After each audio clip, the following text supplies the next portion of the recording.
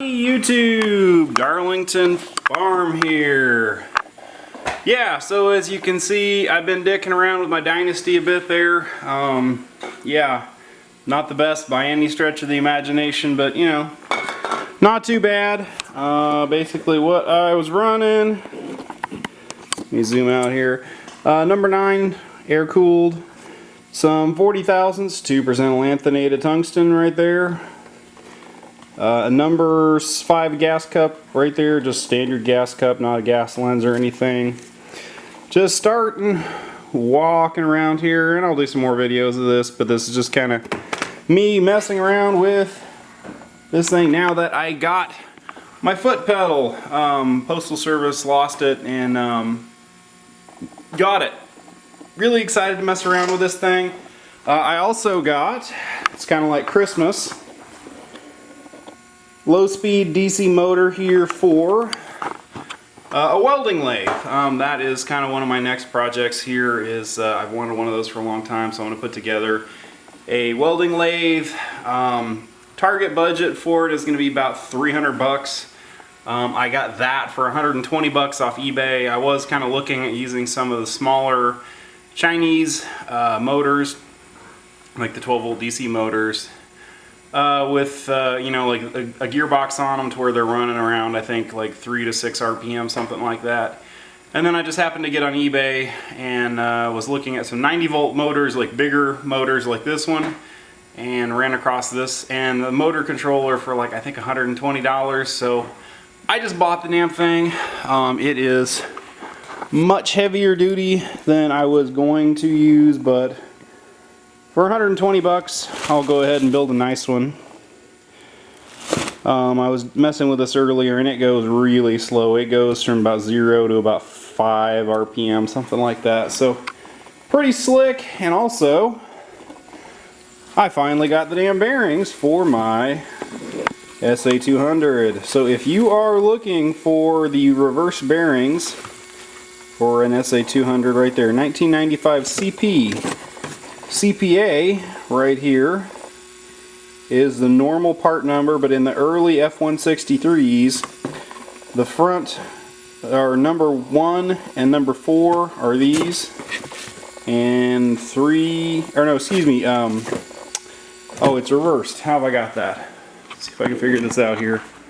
Oh, so number 1 and number 3 are the standard bearings, and 2 and 4 are those different bearings here. So if you get unlucky, right there is the part number. 1995 CP versus CPA. Just the only difference is the tang on them there is on the opposite side. I don't know why on earth they would do that, but yeah, it sucks. I've lost like a week now on this thing, basically, just because I was waiting on parts.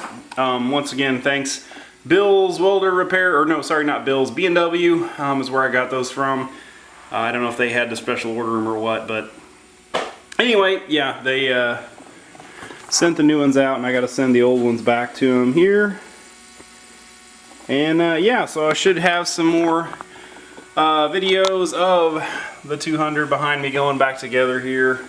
My positioner and dicking with the Dynasty, just kind of doing a little bit of monkeying around with this. I know none of this is super pretty. I just was at my local welding supply place and raided their scrap bucket for a whole bunch of aluminum. Right there's a stack of one of the pieces I cut up. And I'm basically just kind of looking at the, you know, just kind of learning the machine. I'm not trying to do anything super pretty here. Had a little bit of melt through right in there, but other than that, it's not great. I haven't done much TIG welding the last year, but you know, it's passable, but it's not super pretty. And again, this was done with just a number 9 air cooled. I may pick up, kind of depending on how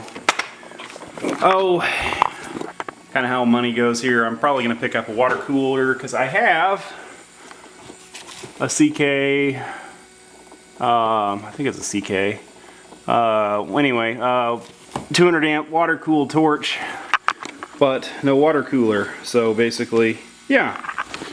It's a 20 series where the 20s and the number 9s use the same hardware. The larger torches are the 17s here, and then there's also the 26s, which are even bigger than that. But I generally like running as small a torch as possible. I really like the number 9s, and you can get away with 150 amps on those for short periods. You know, I've gone so much as 200 amps for just a really short time.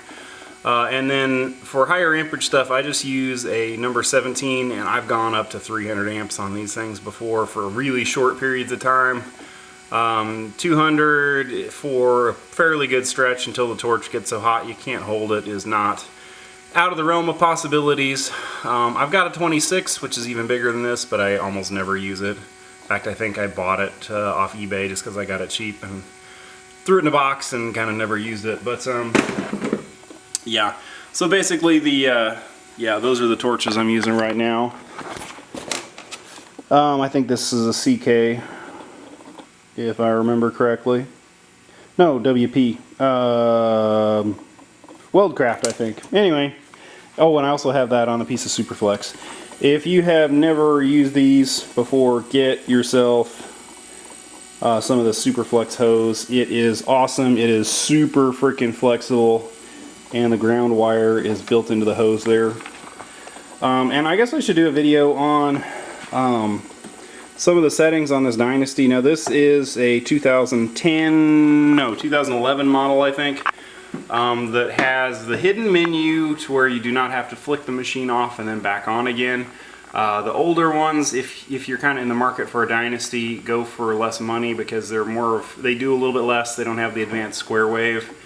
I think there are a few other features they don't have, but then mainly to put one of these guys in the oh, what do you call it, in advanced, or you know, like the hidden menu, you hold down the amperage button and hit TIG, or hit the dig button, and then that lets you switch through the advanced settings. But normally you can't get to that unless you, or you know, like the tungsten selector and all that, you can't get to unless you get to the hidden menu here, which on the older machines you have to flick the machine off and then flick it back on again while holding the damn buttons down, which seems like that would be a major pain in the ass. But I guess I could kind of walk through some of this here. You've got AC, DC, your lift arc versus high frequency start. Now again, the newer ones have a different high frequency board in it, and holy shit, do not zap yourself with that accidentally with a foot pedal, because it hurts. Yeah, it will put out a massive, you know, thing about like that to get the arc started. So yeah, it'll really get you.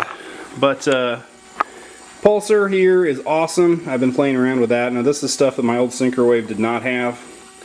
Yeah, but so far the pulsar option is really freaking cool. For those cans, I was running 32 pulses a second. Peak percentage is 80. 5% peak in the off, so it really hammers it and then gets off. And then I was running the triangular wave here. You get different waveforms. So you got triangular, advanced square wave, standard square wave, and sine wave, or soft square wave, I forget.